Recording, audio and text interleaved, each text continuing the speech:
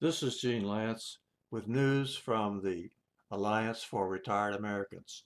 The Alliance is pushing for a vote on the Social Security expansion bill.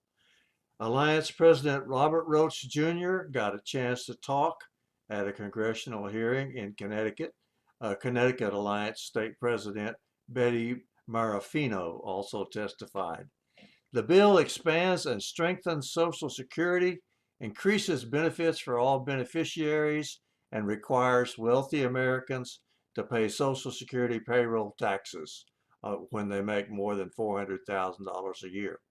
It will also restore earned Social Security benefits to more than 2 million public sector retirees by repealing what they call the windfall elimination provision and the government pension offset.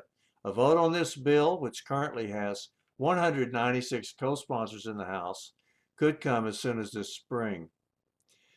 President Roach says nearly 50% of retired Americans today depend on Social Security for half of their income, and 1 in 4 Americans over age 65 relies on Social Security for 90% of their income.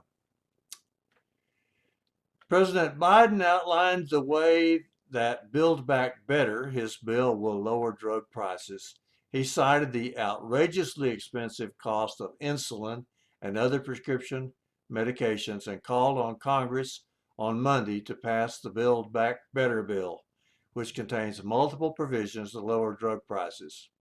In his brief remarks at the White House, the president pointed to the cost of insulin needed to treat type 1 diabetes, which affects about 1.6 million Americans. Those with the disease pay anywhere from $375 to $1,000 per month for the drug. But the House passed measure would cap insulin prices at $35 a month. Biden's plan would also allow Medicare to negotiate certain drug prices with manufacturers, which is now prohibited, and it would cap out-of-pocket costs for some prescription drugs for Medicare recipients at $2,000 a year.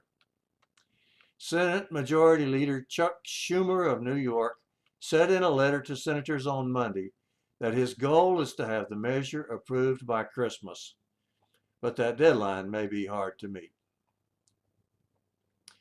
The House Oversight Committee said, quote, drug prices are unsustainable, unjustifiable, and unfair. The pharmaceutical industry relies on drug pricing practices that are, quote, unsustainable, unjustified, and unfair, according to findings from a nearly 3-year investigation by the House Oversight Committee. The conclusions were released last Friday.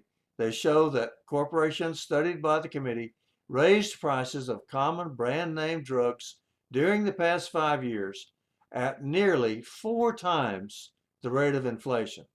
The report debunks industry contentions that corporations' price strategy is necessary to put money back into researching and developing new medicines.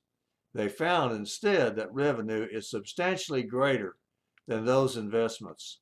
In addition, analysts with SVB Leerink, an investment bank specializing in healthcare, have calculated that 18 large U.S. and European biopharmaceutical corporations will have more than 500 billion, billion with a B, in cash on hand by the end of 2022.